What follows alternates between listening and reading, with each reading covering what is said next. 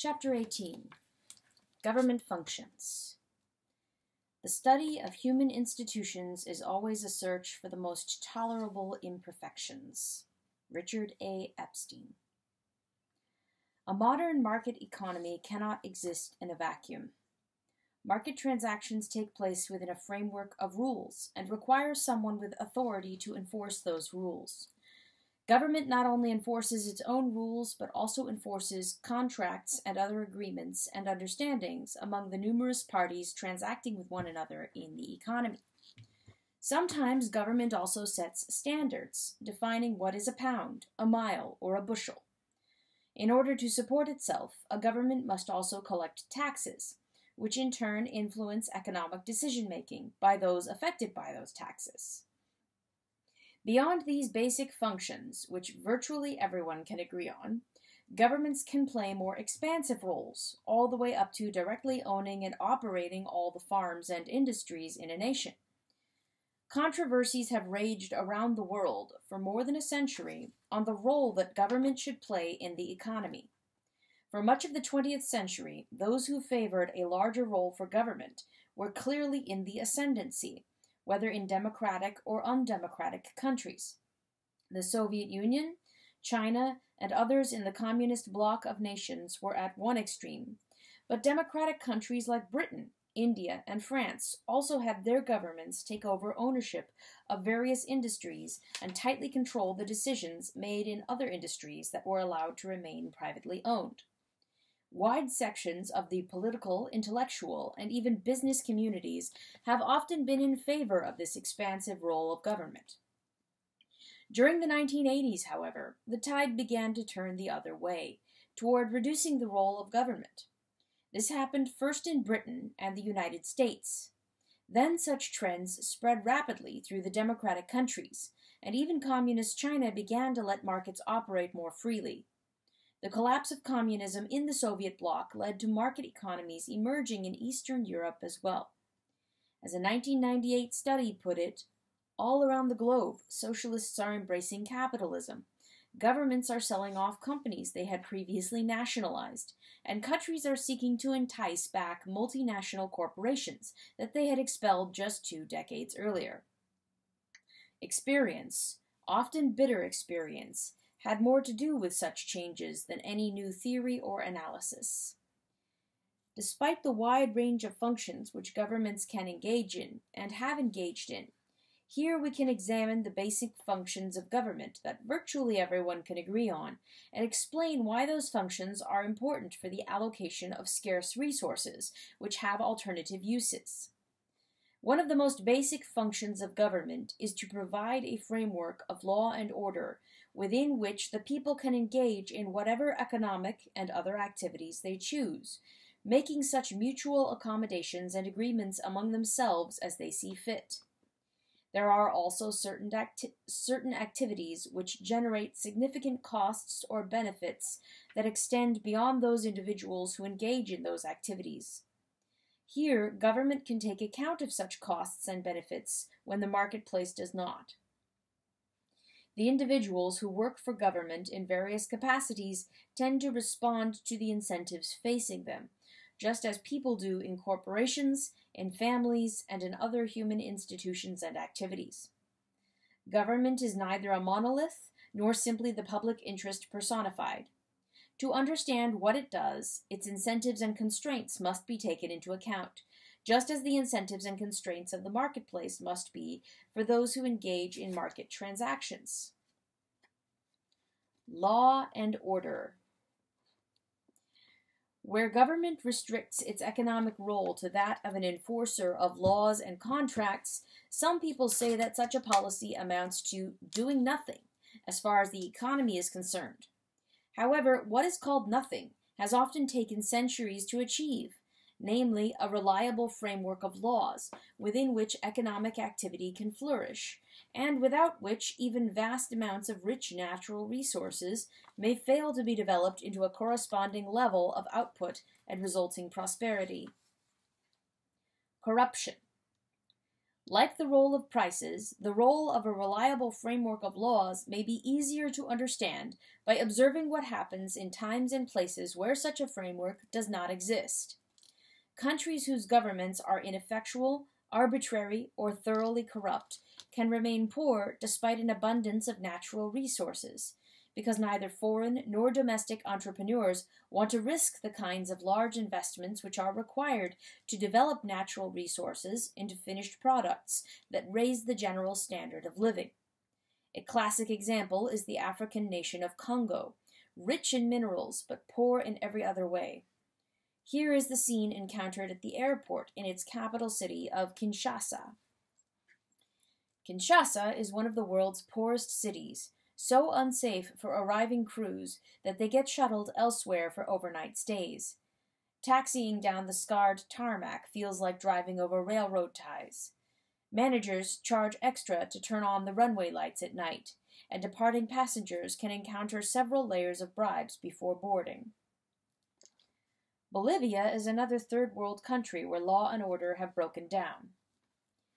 The media are full of revelations about police links to drug trafficking and stolen vehicles, nepotism in the force, and the charging of illegal fees for services. Officers on meager salaries have been found to live in mansions.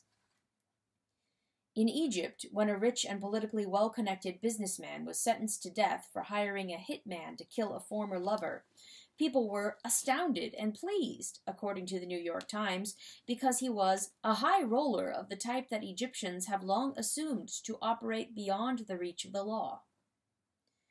Whatever the merits or demerits of particular laws, someone must administer those laws, and how efficiently or how honestly that is done can make a huge economic difference.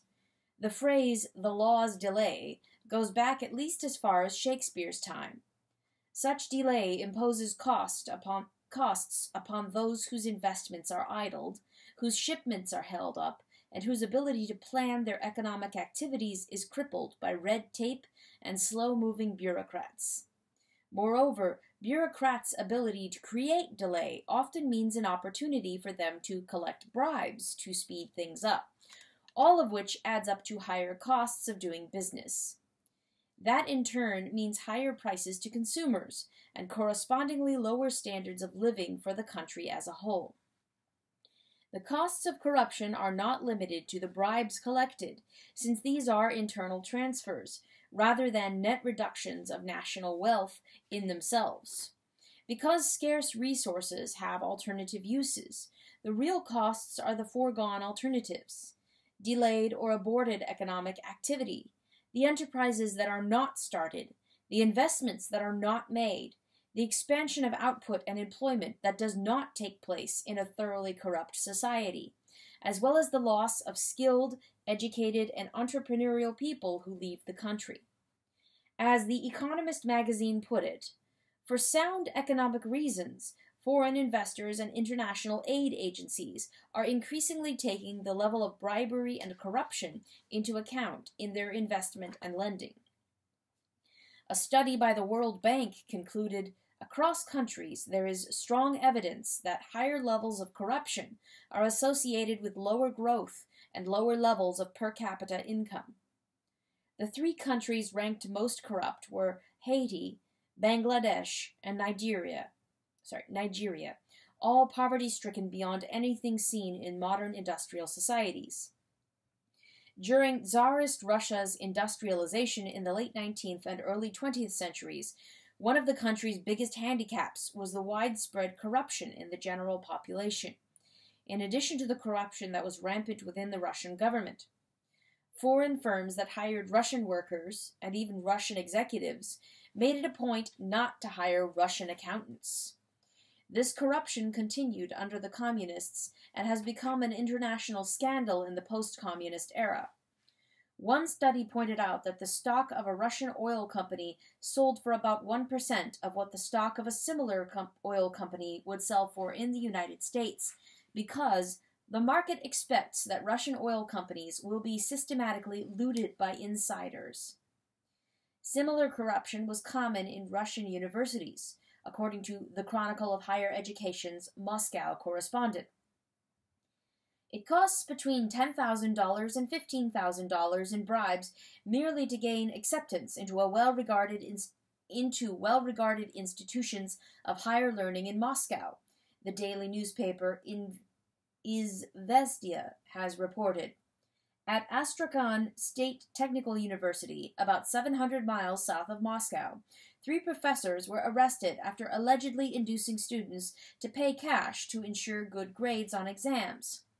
Overall, Russian students and their parents annually spend at least $2 billion and possibly up to $5 billion in such unofficial educational outlays, the Deputy Prime Minister Valentina Matviyenko said last year in an interview.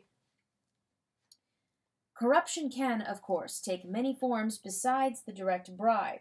It can, for example, take the form of appointing politicians or their relatives to a company's board of directors in expectation of receiving more favorable treatment from the government.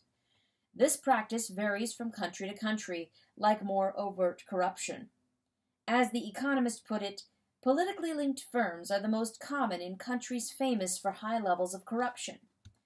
Russia has led the way in this practice, in which firms with 80% of the country's market capitalization were linked to public officials. The comparable figure for the United States was less than 10%, partly due to American laws restricting this practice. Widespread corruption is not something new in Russia. John Stuart Mill wrote about it in the 19th century. The universal venality ascribed to Russian functionaries must be an immense drag on the capabilities of economical improvement possessed so abundantly by the Russian Empire. Since the emoluments of public officers must depend on the success with which they can multiply vexations for the purpose of being bought off by bribes. It is not just corruption, but also sheer bureaucracy which can stifle economic activity. Even one of India's most spectacularly successful industrialists, Aditya Birla, found himself forced to look into other countries in which to expand his investments because of India's slow-moving bureaucrats. With all his successes, there were heartbreaks galore. One of them was the Mangalore refinery, which Delhi's bureaucrats took 11 years to clear, a record even by the standards of the Indian bureaucracy. While both of us were waiting for a court to open up at the Bombay Gymkhana one day, I asked Aditya Birla what had led him to invest abroad. He had no choice, he said in his deep, unaffected voice. There were too many obstacles in India. To begin with, he needed a license, which the government would not give because the Birlas were classified as a large house under the MRTP, Monopolies and Restrictive Trade Practices Act. Even if he did get one, miraculously, the government would decide where he should invest, what technology he must use, what was to be the size of his plant, how it was to be financed, even the size and structure of his public issue. Then he would have to battle the bureaucracy to get licenses for the import of capital goods and raw materials. After that, he faced dozens of clearances at the state level for power, land, sales tax, excise, labor, among others. All this takes years, and frankly, I get exhausted just thinking about it. This head of 37 companies with combined sales in the billions of dollars, someone capable of creating many much-needed jobs in India, ended up producing fiber in Thailand, which was converted to yarn in his factory in Indonesia, after which this yarn was sent to Belgium, where it was woven into carpets, which were then exported to Canada. All the jobs, incomes, auxiliary business opportunities, and taxes from which India could have benefited were lost because of the country's own bureaucracies. India is not unique, either in government-created business delays or in their negative economic consequences. A survey by the World Bank found that the number of days required to start a new business ranged from less than 10 in prosperous Singapore to 155 days in poverty-stricken Congo. The framework of laws. For fostering economic activities and the prosperity resulting from them, laws must be reliable above all. If the application of the law varies within varies with the whims of kings or dictators, with changes in democratically elected governments, or with the caprices or corruption of appointed officials, then the risks surrounding investments rise, and consequently the amount of investing is likely to be much less than purely economic considerations would produce in a market economy under a reliable framework of laws.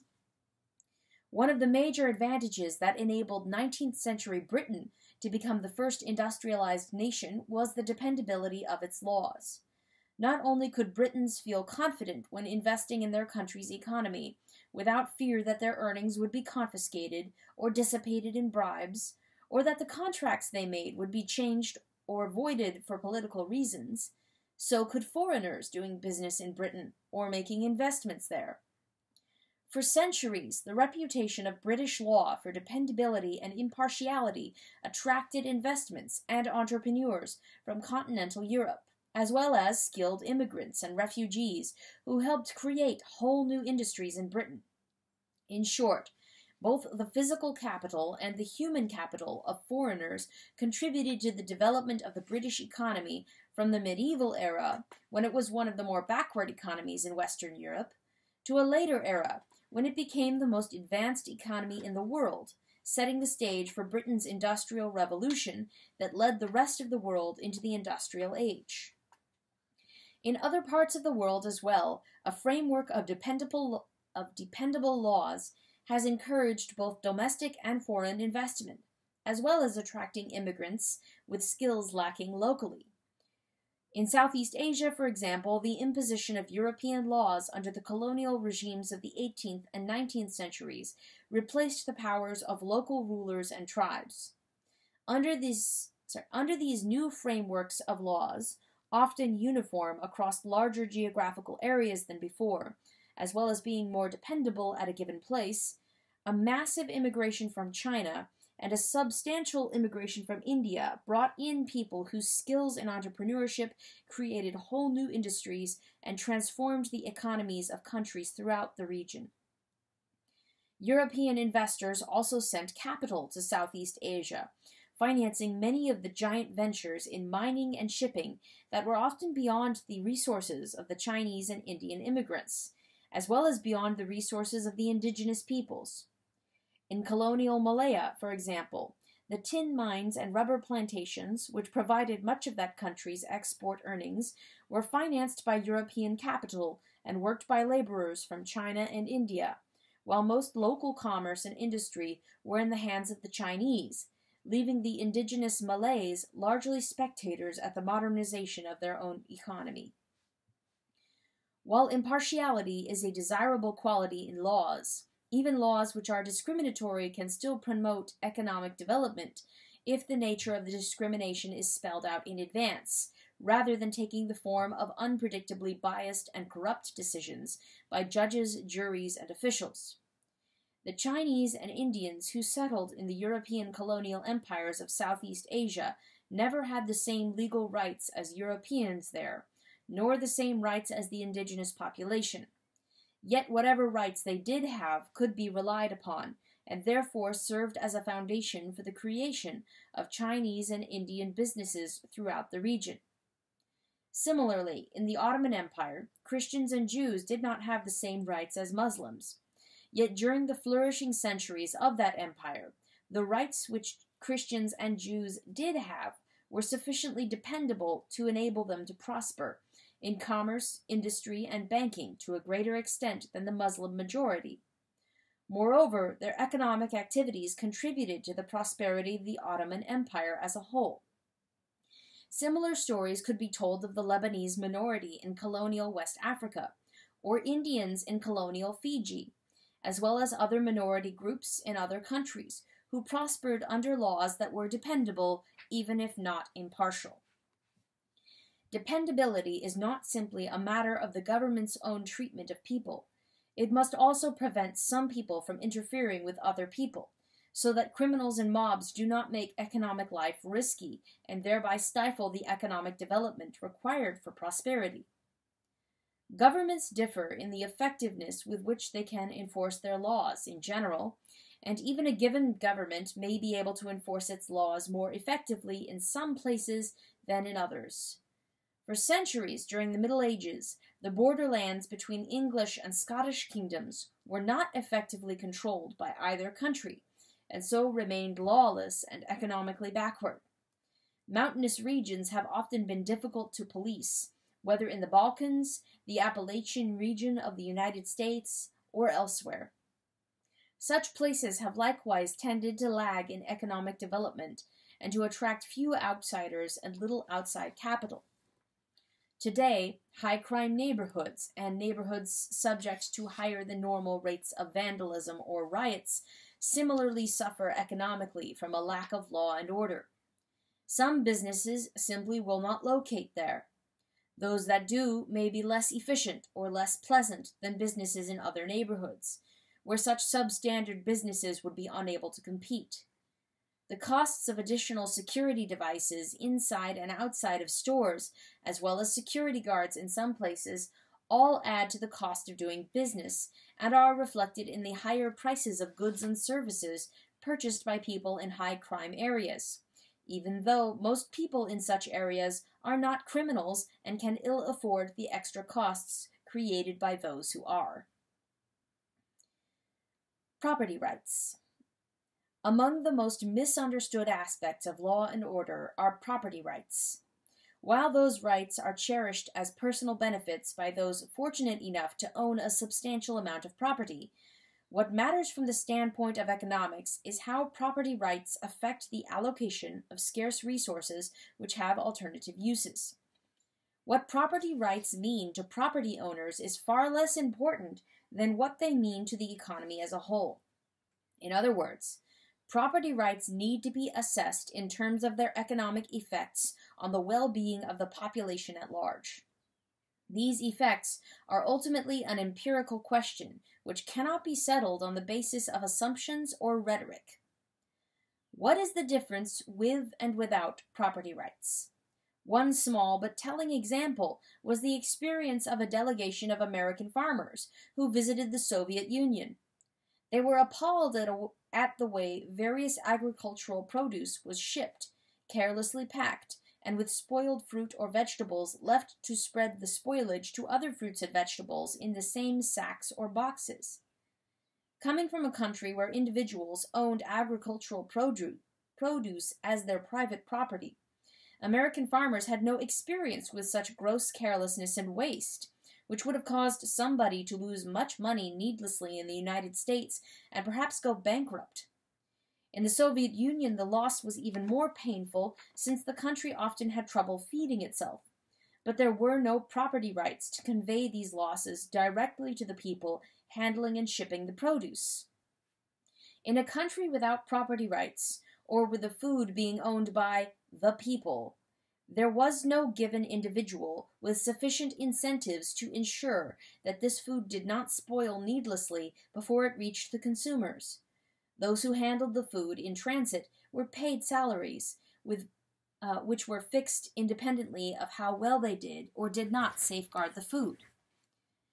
In theory, at least, closer monitoring of produce handlers could have reduced the spoilage, but monitoring is not free. The human resources which go into monitoring themselves are themselves among the scarce resources which have alternative usages. Moreover, monitoring raises the further question, who will monitor the monitors?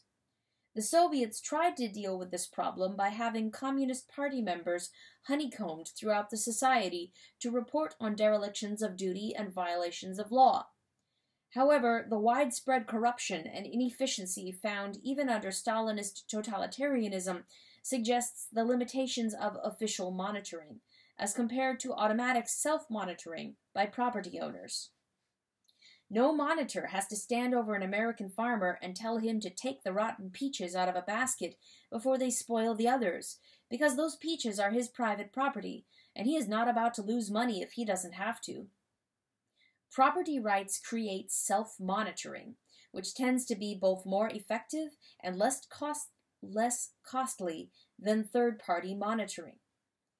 Most Americans do not own any agricultural land or crops, but they have more and better food available at more affordable prices than in countries where there are no property rights in agricultural land or its produce, and where much food can spoil needlessly as a result. Since the prices paid for the food that is sold have to cover the costs of all the food produced, including the food that was spoiled and discarded, food prices will be higher where there is more spoilage, even if the costs of producing the food in the first place is the same. The only animals threatened with extinction are animals not owned by anybody. Colonel Sanders was not about to let chickens become extinct, nor will McDonald's stand idly by and let cows become extinct. Likewise with inanimate things. It is those things not owned by anybody, air and water, for example, which are polluted. In centuries past, sheep were allowed to graze on unowned land, the commons, as it was called, with the net result that the land on the commons was so heavily grazed that it had little left but patchy ground, and the shepherds had hungry and scrawny sheep. But privately owned land adjacent to the commons was usually in far better condition. Similar neglect of unowned land occurred in the Soviet Union. According to Soviet economists, forested areas that are cut down are not reseeded, though it would be financial suicide for a lumbering company to let that happen on their own property in a capitalist economy. All these things illustrate, in different ways, the value of private property rights to the society as a whole, including people who own virtually no private property, but who benefit from the greater economic efficiency that property rights create, which translates into a higher standard of living for the population at large. Despite a tendency to think of property rights as special privileges for the rich, many property rights are actually more valuable to people who are not rich, and such property rights have often been infringed or violated for the benefit of the rich. Although the average rich person, by definition, has more money than the average person who is not rich, in the aggregate, the non-rich population often has far more money. This means, among other things, that many properties owned by the rich would be bid away from them by the greater purchasing power of the non-rich if unrestricted property rights prevailed in a free market. Thus, land occupied by mansions located on huge estates can pass through the market to entrepreneurs who build smaller and more numerous homes or apartment buildings on these sites, all for the use of people with more modest incomes, but with more money in the aggregate. Someone once said, "It doesn't matter whether you are rich or poor, so long as you have money." This was meant as a joke, but it has very serious implications. In a free market, the money of ordinary people is just as good as the money of the rich, and in the aggregate there is often more of it. The individually less affluent need not directly bid against the more affluent. Entrepreneurs or their companies, using their own money or money borrowed from banks and other financial institutions, can acquire mansions and estates and replace them with middle-class homes and apartment buildings for people of moderate incomes. This would, of course, change these communities in ways the rich might not like, however much others might like to live in the resulting newly developed communities. Wealthy people have often forestalled such transfers of property by getting laws passed to restrict property rights in a variety of ways. For example, various affluent communities in California, Virginia, and other places have required land to be sold only in lots of 1 acre or more per house, thereby pricing such land and homes beyond the reach of most people, and thus neutralizing the greater aggregate purchasing power of less affluent people. Zoning boards, open space laws, historical preservation commissions, and other organizations and devices have also been used to severely limit the sale of private property for use in ways not approved by those who wish to keep things the way they are in the communities where they live, often described as our community, though no one owns the whole community, and each individual owns only that individual's private property. Yet such verbal collectivization is more than just a figure of speech. Often it is a prelude to legal and political actions to negate private property rights and treat the whole community as if it were, in fact, collectively owned. By infringing or negating property rights, affluent and wealthy property owners are thus able to keep out people of average or low incomes, and, at the same time, increase the value of their own property by ensuring its growing scarcity as population increases in the area.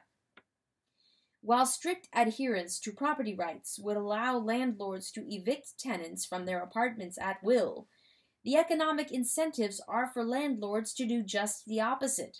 That is, to try to keep their apartments as fully rented and as continuously occupied as possible, so long as the tenants pay their rent and create no problems.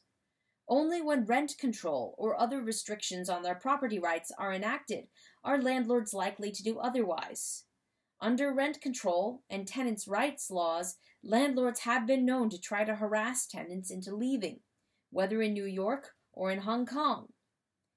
Under stringent rent control and tenants' rights laws in Hong Kong, landlords were known to sneak into their own buildings late at night to vandalize the premises, in order to make them less attractive, or even unlivable, so that tenants would move out, and the empty building could then be torn down legally to be replaced by something more lucrative, as commercial or industrial property, not subject to rent control laws. This, of course, was by no means the purpose or intention of those who had passed rent control laws in Hong Kong. But it illustrates again the importance of making a distinction between intentions and effect, and not just as regards property rights laws. In short, incentives matter, and property rights need to be assessed economically in terms of the incentives created by their existence, their modifications, or their elimination. The powerful incentives created by a profit and loss economy depend on the profits being private property. When government-owned enterprises in the Soviet Union made profits, those profits were not their private property, but belonged to the people, or in more mundane terms, could be taken by the government for whatever purposes higher officials chose to spend them on. Soviet economists Shmelev and Popov pointed out and lamented the adverse effects of this on incentives. But what justifies confiscating the larger part, sometimes 90 to 95%, of enterprises' profits, as is being done in many sectors of the economy today? What political or economic right, ultimately what human right, do ministries have to do that? Once again, we are taking away from those who work well in order to keep afloat those who do nothing. How can we possibly talk about independence, initiative, rewards for efficiency, quality, and technical progress? Of course, the country's leaders could continue to talk about such things, but destroying the incentives which exist under property rights meant that there was a reduced chance of achieving these goals. Because of an absence of property rights, those who ran enterprises that made profits can't buy or build anything with the money they have, which represents just figures in a bank account with no real value whatever without permission from above to use that money. In other words, success did not automatically lead to expansions of successful enterprises, nor failure to the contraction of unsuccessful ones, as it does in a market economy. Social order. Order includes more than laws and the government apparatus that administers laws. It also includes the honesty, reliability, and cooperativeness of the people themselves. Morality plays a functional role in the operation of the economic system, as Nobel Prize-winning economist Kenneth Arrow put it. Honesty and reliability can vary greatly between one country and another. As a knowledgeable observer put it, while it is unimaginable to do business in China without paying bribes, To offer one in Japan is the greatest of faux pas. Losses from shoplifting and employee theft as a percentage of sales have been more than twice as high in India as in Germany or Taiwan. When wallets with money in them were deliberately left in public places as an experiment, the percentage of those wallets returned with the money untouched varied greatly from place to place. In Denmark, for example, nearly all of these wallets were returned with the money still in them. Among United Nations representatives who have diplomatic immunity from local laws in New York City, diplomats from various Middle East countries let numerous parking tickets go unpaid, 246 by Kuwaiti diplomats, while not one diplomat from Denmark, Japan, or Israel had any unpaid parking tickets. Honesty and reliability can also vary widely among particular groups within a given country, and that also has economic repercussions. Some insular groups rely upon their own internal social controls for doing business with fellow group members whom they can trust.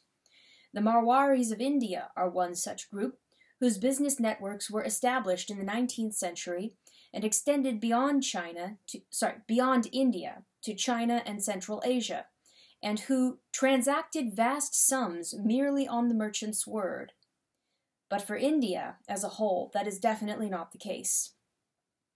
Business transactions among strangers are an essential part of a successful modern mass economy, which requires cooperation, including the pooling of vast financial resources from far more people than can possibly know each other personally.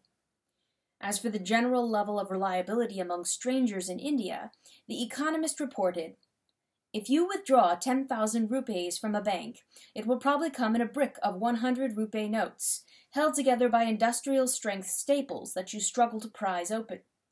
They are there to stop someone from surreptitiously removing a few notes.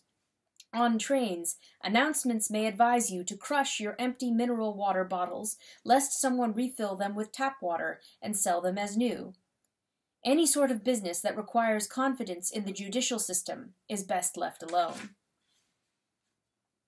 Where neither the honesty of the general population nor the integrity of the legal system can be relied upon, economic activities are inhibited, if not stifled.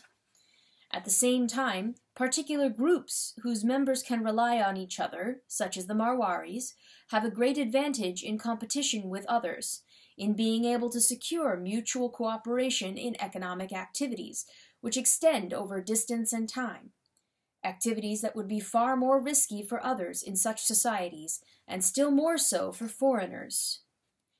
Like the Marwaris in India, Hasidic Jews in New York's Diamond District often give consignments of jewels to one another and share the sales proceeds on the basis of verbal agreements among themselves. The extreme social isolation of the Hasidic community from the larger society, and even from other Jews, makes it very costly for anyone who grows up in that community to disgrace his family and lose his own standing, as well as his own economic and social relationships, by cheating on an agreement with a fellow Hasidim.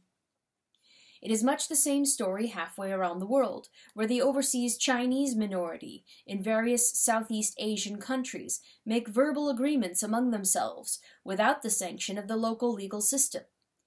Given the unreliability and corruption of some of these post-colonial legal systems, the ability of the Chinese to rely on their own social and economic arrangements gives them an economic advantage over their indigenous competitors, who lack an equally reliable and inexpensive way of making transactions or pooling their money safely. The costs of doing business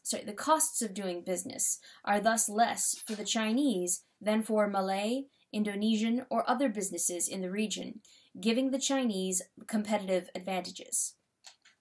What economics professor William Easterly of New York University has aptly called the radius of trust extends for very different distances among different groups and nations. For some, it extends no further than the family. Malagasy grain traders carry out inspections of each lot of grain in person because they don't trust employees. 1/3 of the traders say they don't hire more workers because of fear of theft by them. This limits the grain trader's firm size, cutting short a trader's potential success. In many countries, companies tend to be family enterprises because family members are the only ones felt trustworthy. So the size of the company is then limited by the size of the family. Even in the same country, the radius of trust can extend very different distances. Although businesses in some American communities must incur the extra expenses of heavy grates for protection from theft and vandalism while closed, and security guards for protection while open, businesses in other American communities have no such expenses and are therefore able to operate profitably while charging lower prices. Rental car companies can park their cars in lots without fences or guards in some communities, while in other places it would be financial suicide to do so. But in those places where car thefts from unguarded lots are rare, such rare losses may cost less than paying guards and maintaining fences would cost, so that rental car agencies and other businesses can flourish as they operate at lower costs in such communities. Those communities also flourish economically as a result of attracting enterprises and investments that create jobs and pay local taxes. In short, honesty is more than a moral principle. It is also a major economic factor. While government can do little to create honesty directly, in various ways it can indirectly either support or undermine the traditions on which honest conduct is based. This it can do by what it teaches in its schools, by the examples set by public officials, or by the laws that it passes. These laws can create incentives toward either moral or immoral conduct. Where laws create a situation in which the only way to avoid ruinous losses is by violating the law, the government is in effect reducing public respect for laws in general, as well as rewarding specific dishonest behavior. Advocates of rent control, for example, often point to examples of dishonest behavior among landlords to demonstrate an apparent need for both rent control itself and for related tenants' rights legislation. However, rent control laws can widen the difference between the value of a given apartment building to honest owners and dishonest owners. Where the costs of legally mandated services, such as heat, maintenance, and hot water, are high enough to equal or exceed the amount of rent permitted under the law, the value of a building to an honest landlord can become zero or even negative. Yet to a landlord who is willing to violate the law and save money by neglecting required services, or who accepts bribes from prospective tenants during a housing shortage under rent control, the building may still have some value. Where something has different values to different people, it tends to move through the marketplace to its most valued use, which is where the bids will be highest. In this case, dishonest landlords can easily bid apartment buildings away from honest landlords, some of whom may be relieved to escape the bind that rent control puts them in. Landlords willing to resort to arson may find the building most valuable of all if they can sell the site for commercial or industrial use after burning the building down, thereby getting rid of both tenants and rent control. As one study found, in New York City, landlord arsons became so common in some areas that the city responded with special welfare allowances. For a while, burned-out tenants were moved to the top of the list for coveted public housing. That gave tenants an incentive to burn down their buildings. They did, often moving television sets and furniture out onto the sidewalk before starting the fire. Those who create incentives toward widespread dishonesty by promoting laws which make honest behavior financially impossible are often among the most indignant at the dishonesty, and the least likely to regard themselves as in any way responsible for it. Arson is just one of the forms of dishonesty promoted by rent control laws.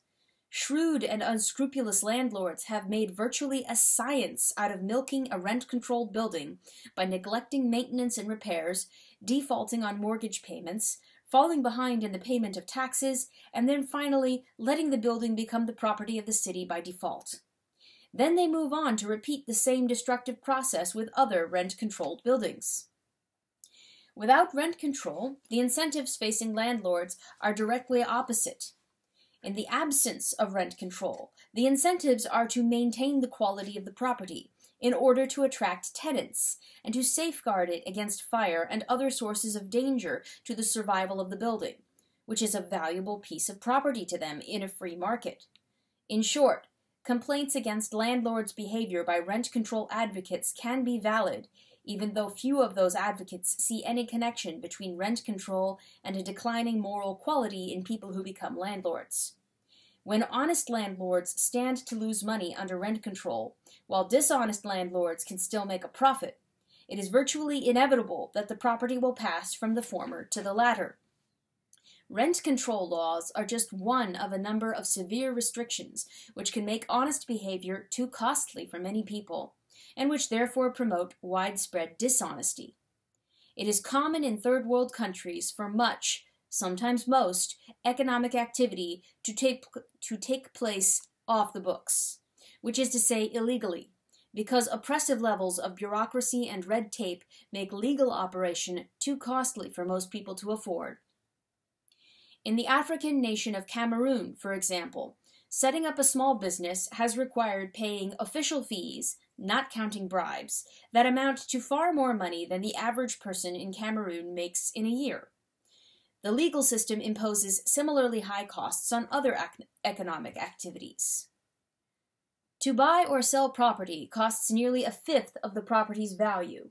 To get the courts to enforce an unpaid invoice takes nearly 2 years, costs over a third of the invoice's value, and requires 58 separate procedures. These ridiculous regulations are good news for the bureaucrats who enforce them. Every procedure is an opportunity to extract a bribe. When laws and policies make honesty increasingly costly, then government is, in effect, promoting dishonesty. Such dishonesty can then extend beyond the particular laws and policies in question to a more general habit of disobeying laws, to the detriment of the whole economy and society. As a Russian mother said, Now my children tell me I raised them the wrong way. All that honesty and fairness, no one needs it now. If you are honest, you are a fool." To the extent that such attitudes are widespread in any given country, the consequences are economic as well as social. Despite all the countries which have seen their economic growth rates rise sharply when they went from government-controlled economies to free market economies, Russia saw its output and its standard of living fall precipitously after the dissolution of the Soviet Union and the conversion of state-owned property into property owned by former communist leaders turned capitalists. Rampant corruption can negate the benefits of markets, as it negates the benefits of a rich endowment of natural resources or a highly educated population. While a market economy operates better in a country where honesty is more widespread, it is also true that free markets tend to punish dishonesty. American investigative journalist John Stossel, who began his career by exposing various kinds of frauds that businesses commit against consumers, found this pattern. "I did hundreds of stories on such scams, but over the years I came to realize that in the private sector, the cheaters seldom get very rich. It's not because consumer fraud investigators catch them and stop them. Most fraud never even gets on the government's radar screens. The cheaters get punished by the market. They make money for a while, but then people wise up and stop buying. There are exceptions. In a multi-trillion-dollar economy with tens of thousands of businesses, there will always be some successful cheaters and Enron-like scams. But the longer I did consumer reporting, the harder it was for us to find serious rip-offs worthy of national television." Levels of government corruption not only vary greatly among nations, they can vary over time with the same nations. Corrupting an honest government may be easier than trying to change a corrupt way of life into an honest one. But even the latter can be done sometimes. Reporting on economic progress in Africa in 2013, The Economist magazine said, "Our correspondent visited 23 countries and was not once asked for a bribe.